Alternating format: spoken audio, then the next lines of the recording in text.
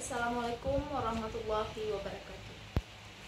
Alhamdulillahirrabbilalamin. Wassalatu wassalamu ala asyrafil anbiya'i wa mursalin wa ala alihi wa sahbihi ajma'in.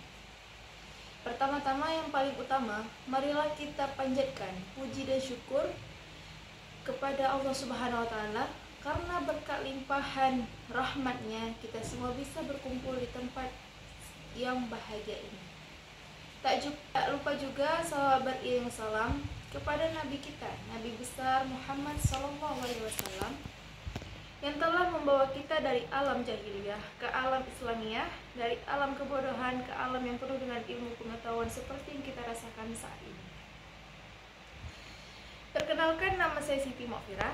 Saya dari Fakultas FKIP atau yang biasa kita sebut dengan Fakultas Keguruan dan Ilmu Pendidikan. Lebih tepatnya saya dari Prodi PPKN atau Pendidikan Pancasila dan Kewarganegaraan di Universitas Abdul Tama. Hadirnya saya di sini, saya ingin sedikit mempresentasikan tentang artikel saya yang berjudul Geomorfologi Vulkanik, Studi Kasus Gunung Merapi dan Efeknya Terhadap Lingkungan dan Kehidupan Sosial kita. Sebelum itu, kita harus tahu dulu nih tujuan kita untuk mempelajari atau meneliti geomorfologi vulkanik itu apa. Nah, tujuan untuk kita meneliti geomorfologi vulkanik sendiri itu ada 5. Yang pertama, ada klasifikasi bentuk lahan vulkanik.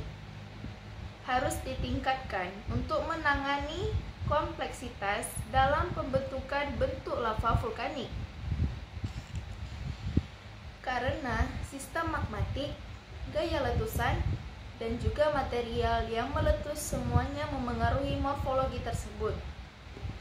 Yang kedua, ada geomorfologi yang harus berkontribusi pada ilmu vulkanologi melalui kemampuannya dalam merekonstruksi tahapan pertumbuhan yang ada di Gunung Merapi yang kompleks. Terus kita lanjut yang ketiga. Yang ketiga, ada geomorfologi dapat berkontribusi pada vulkanologi fisik dengan menilai efek topografi pada transportasi, erosi, dan juga pengadapan aliran vulkanogenik.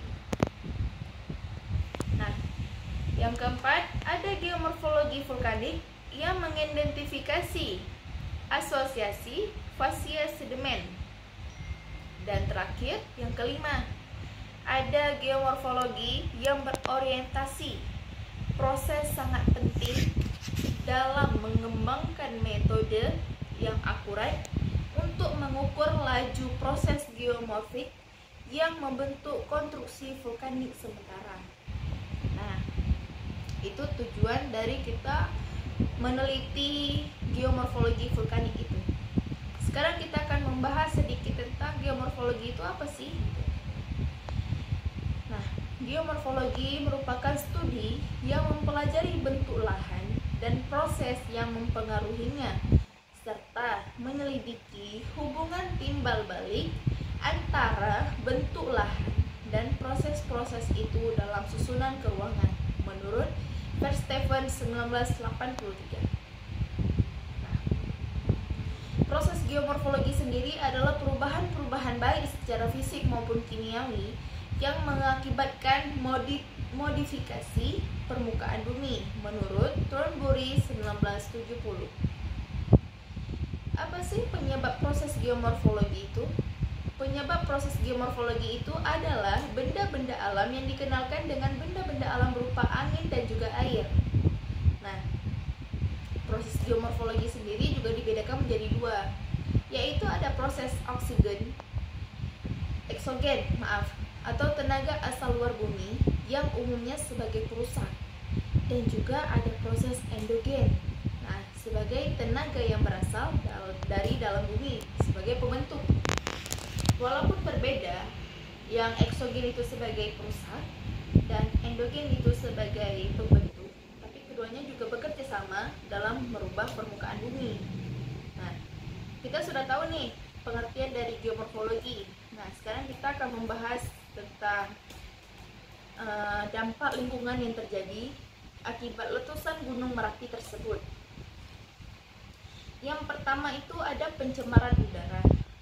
Partikel abu vulkanik tersebut dapat mencemari udara dan juga mengganggu kesehatan masyarakat sekitar. Contohnya seperti letusan dari Gunung Merapi. Nih, asapnya itu dapat membuat kita batuk dan juga sesak. Itu tidak sehat bagi masyarakat yang tinggal di sekitaran Gunung Merapi tersebut. Yang kedua ada perubahan ekosistem. Letusan tersebut dapat merusak habitat. Namun juga menciptakan tanah subur pasca erupsi yang mendukung pertanian tersebut. Berarti yang poin kedua tadi itu ada untung, ada buntung. Untungnya itu menciptakan tanah subur pasca erupsi yang mendukung pertanian. Nih, yang buntungnya dapat merusak habitat. Kita lanjut yang nomor 3. Nomor 3 itu ada banjir dan longsor. Material vulkanik yang terbawa aliran air laut dapat menyebabkan banjir lahar dan mengancam pemukiman yang ada di sekitarnya. Karena akibat terjadinya letusan Gunung Merapi, itu pada efek samping nanti bisa jadi banjir ataupun jadi longsor gitu. Nah, kita masuk ke dampak sosial. Ada 3 dampak sosial yang terjadi akibat letusan Gunung Merapi tersebut. Yang pertama ada relokasi penduduk. Masyarakat yang tinggal di sekitaran Gunung Merapi seringkali harus diungsikan karena memengaruhi kehidupan sehari-hari dan ekonomi mereka. Harus diungsikan berarti dalam arti kata karena lingkungan itu sudah tidak sehat dan juga kehidupan sehari-hari mereka tuh gak bagus gitu kalau misalnya tinggal di Gunung Merapi itu, karena yang sudah meletus itu kan asapnya itu bahaya bagi kesehatan mereka. Nah, yang kedua ada ketahanan sosial. Ketahanan sosial adalah komunitas beradaptasi dengan resiko vulkanik melalui pembentukan sistem mitigasi dan kesiapsiagaannya. Gitu. Yang ketiga ada ekonomi. Kita kasih contoh pertanian.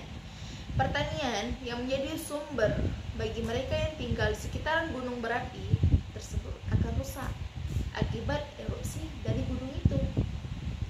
Namun, tanah yang subur pasca erupsi dapat meningkatkan produktivitas jangka panjang. Nah, setelah saya mempelajari dari poin ke poin, saya menyimpulkan bahwa studi geomorfologi Gunung Merapi penting untuk memahami interaksi antara aktivitas vulkanik, lingkungan, dan kehidupan sosial. Penanganan risiko dan pemanfaatan potensi pasca erupsi menjadi kunci untuk meningkatkan ketahanan masyarakat di sekitar kawasan rawan bencana ini. Nah, ada beberapa poin dari kesimpulan tersebut. Yang pertama ada geomorfologi penelitian, itu dibagi menjadi 3. Nah, yang pertama ada satuan morfologi penggunungan lava. Yang kedua ada satuan morfologi perbukitan intrusi, dan juga yang ketiga ada satuan morfologi dataran banjir. Yang kedua ada bantuan yang dapat dijumpai pada daerah penelitian berumur mulai dari Neosen awal sampai Holosen, yang terdiri dari satuan andesit, satuan granodiorit, satuan tuff, satuan breksi vulkanik, kemudian endapan teras. Dan sampai saat ini proses erosi mulai terjadi dan membentuk endapan aluvial. Yang ketiga ada struktur geologi yang terbentuk pada daerah penelitian berupa kekar dan sesar. Nah, struktur kekar itu yang terbentuk berupa kekar gerus dan kekar tarik yang arahnya dominan mengarah ke timur laut atau NA.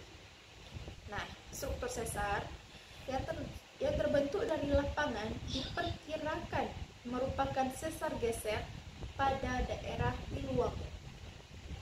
Terakhir, poin yang keempat, itu ada potensi geologi pada daerah penelitian dibagi menjadi 2. Yang pertama ada potensi geologi positif berupa batu alam dan juga manifestasi panas bumi dapat menguntungkan bagi masyarakat sekitar. Kedua, ada potensi geologi negatif berupa banjir dan tanah longsor yang dapat menimbulkan kerugian masyarakat. Sekian dari presentasi artikel saya. Seperti kata pepatah Aceh, Pak Ranop yang hana mirah, Pak Penegah yang hana paju, Pak Tutu yang hana salah, hana bakwai dente na Pak Dudo. Saya akhiri. Assalamualaikum warahmatullahi wabarakatuh.